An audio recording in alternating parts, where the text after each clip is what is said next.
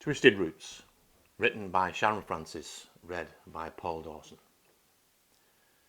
The light came and went, teasing the ground with a dappling of lustre and shade, as a cloud rushed across the moon 3 days shy of being full.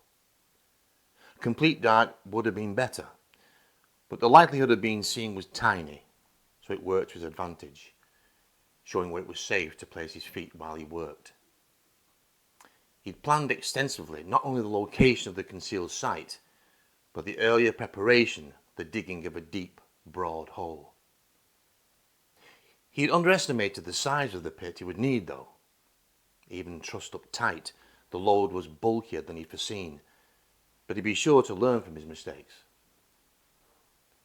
His hands were sweating, as was his whole body, despite the cool night air, and the spade slipped from his grip once or twice, until he questioned the safety of continuing, the possibility of sustaining an injury, and even the slight risk of being spotted, outweighing the value of digging deeper.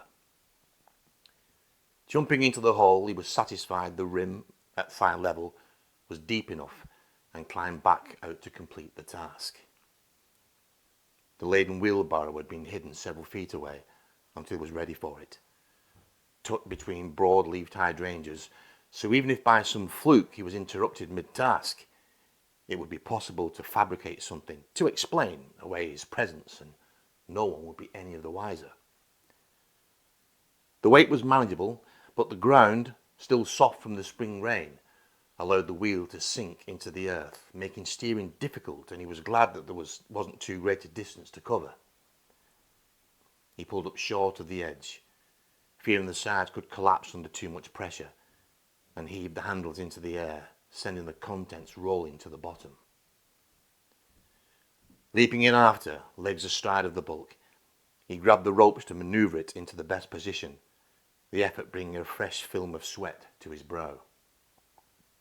Finally, content it was all as it should be, he straightened up and breathed deeply and slowly to re-establish the equilibrium. Moonlight touched down between his feet, crystalling the air with silver, and he allowed his eyes to feast on her.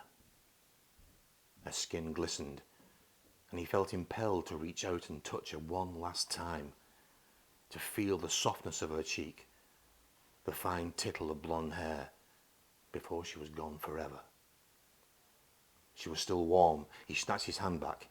It angered him that he was tempted by her, by the attractive packaging, disguising the ugliness he knew was inside.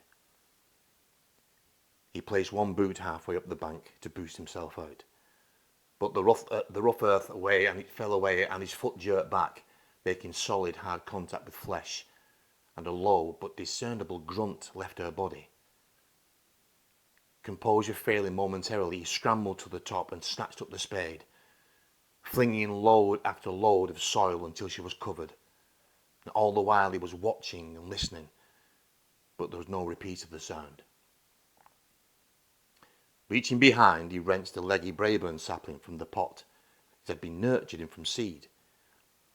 He rammed the bolus into the centre of what remained of the hole, quickly scraping the rest of the earth around the trunk to hold it upright, to give it stability.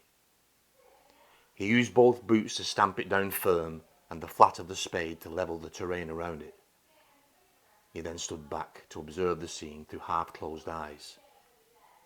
Soon, it would be as if the tree had always been there. The beat of his heart settled to a steady rhythm, but his stomach fizzed with the thrill of what he had achieved.